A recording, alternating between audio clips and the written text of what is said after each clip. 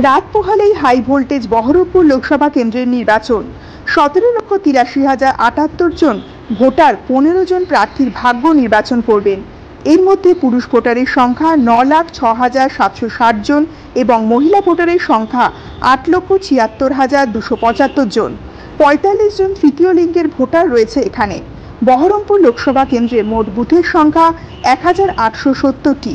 এই কেন্দ্রে মোট 558টি বুথ স্পর্শকাতর হিসাবে চিহ্নিত হয়েছে। চতুর্থ দফা নির্বাচনে বহরমপুর লোকসভা কেন্দ্রে মোট 75 কোম্পানি কেন্দ্রীয় বাহিনী মোতায়েন করা হয়েছে।